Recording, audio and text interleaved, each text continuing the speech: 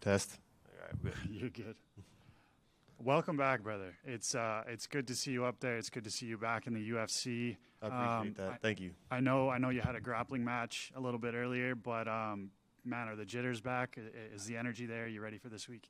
You know what? I wouldn't say jitters. Just I'm happy to be here. You know, like it's been a long time, so I'm excited. It's time to do my thing. As you know, get back to what I used to do. Puna was in here earlier, and he said he feels like this is kind of a do or die fight for the both of you guys. Do you feel that way as well? Yeah, it's hard to disagree with him. You know, I guess we're both in this point in our careers where we need to win. So, yeah, do or die. And he also talked about, he said even at one point he had to switch off from Instagram because the losses were getting to him and the comments were getting to him, and it was essentially affecting his mental health. So how has your mental health been since the long layoff? Yeah, it's been tough, you know, with the story coming undefeated and then 3 in a row, and then my losing streak of 3 in a row. And then after that, the injuries, the illness, it's just it's been a long road. So, yeah, that really showed me it was a learning experience that a big part of this game is mental. And I think going through all that, you know, and having that time off, and experiencing that, I think it's made me stronger, and it's going to make me a better fighter. Puna, I mean, he's a guy, I wouldn't say one-dimensional, but he's a guy that what you see is what you get with him, right? He's going to come forward, he's going to throw the big bombs, and he's going to try to knock you out. So what is your strategy to counter that this Saturday? Well, he's a big guy. You know, he's coming from 85, and he's coming down to 170. So I'm going to use the fact that I'm the smaller guy and get on my feet and, you know, move and make him chase me. And hopefully he gets tired and I can beat him up, you know. So we're just it's gonna be a fight. He's tough, so he can throw down, but and I plan on throwing at him. So that's the last man standing.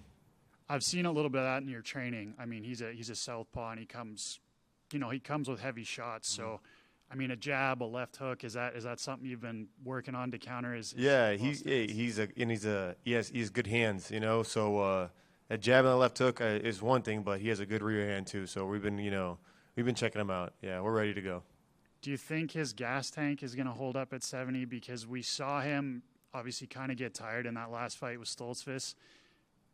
He said the cut wasn't too bad. He said, you know, when he would walk into some fights at 85, he'd be 86 the next day going into the fight. So he says his weight's going to be on point, but do you think his cardio is going to be there? You know, it's tough because it's 15 pounds. Like he's used to going 85, and now you got to drop an extra 15. I don't know how, you know, his camp is. I don't know what's been going on, you know, in outside of the gym, if he's been eating correct, you know, whatever that is, but. It's not easy either way. You know, we all make the weight cut, and we all kind of try to bounce back as best we can. But I think most guys at this level, really any fighter will say that you're never going to go in there like 100%, just because that if you do a big enough weight cut, it's a hard thing to come back from.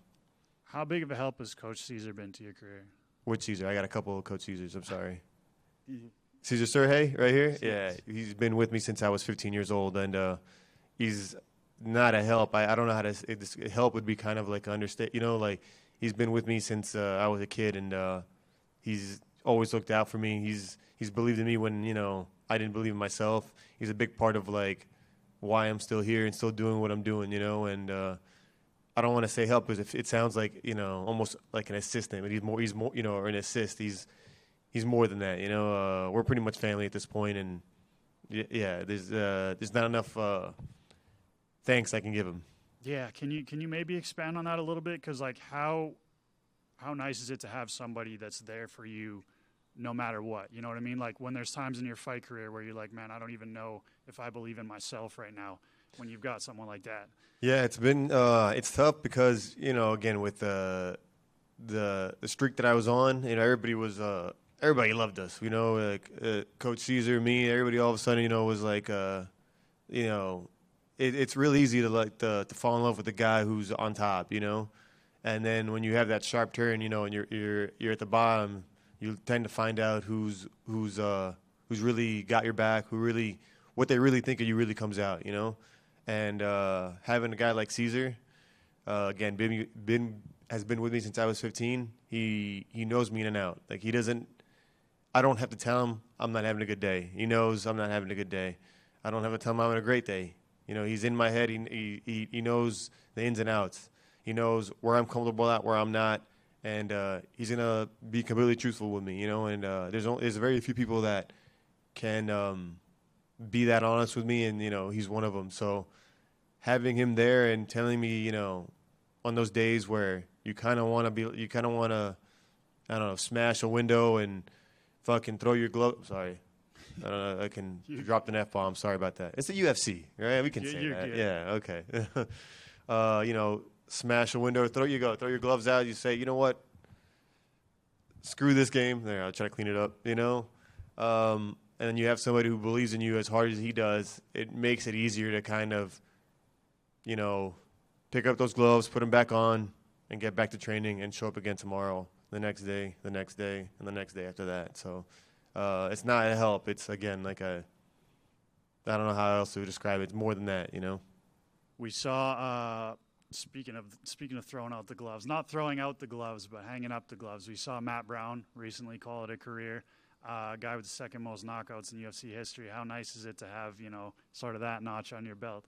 Well, you know, I say this, and I'll continue to say this. Matt Brown's the best fighter I've ever fought, and not because of his resume, but because of his skill in the cage. Like, I got to see it firsthand, so I really do believe he's skill wise and just all around the best fighter I've ever fought. And to have a win like against a legend like that, how many people can say that? You know what I mean? Like, so it's something I can get to tell my kids about. Like, yeah, I fought that guy, and they're gonna probably not believe me, and I have to show them the video, you know.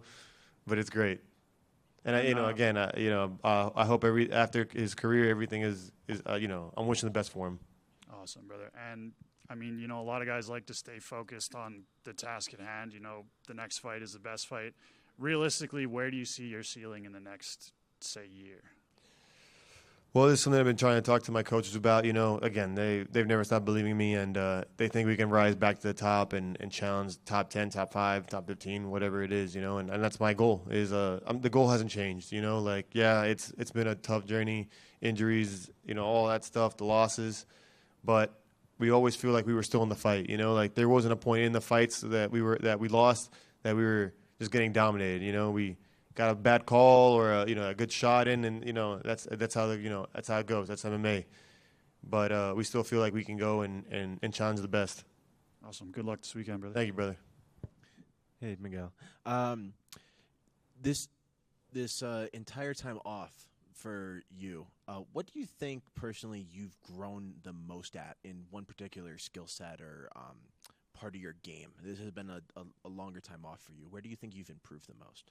To be honest, the skill set we're always trying to. At least me. You know, my whole goal when I'm off camp or, you know, is trying to get better. But I think the biggest part that I'm going to take away from this entire time off and the experiences that we've had is just how important the mentality really is and the mental part of the game is. You know, there's guys that are, you know, they have their game, and they're not, you know. You look at him and you're not thinking that, well, but that's the most skillful guy in the ring at that point. But the thing is, mentally he's the strongest, and that'll get him through the fight. And if not, that'll get him to be the top guys in the world. And that's what I feel like I needed to work on, just improving there. Awesome. Last one for me. The 170 title fight coming up. Leon versus Bilal. Who you got?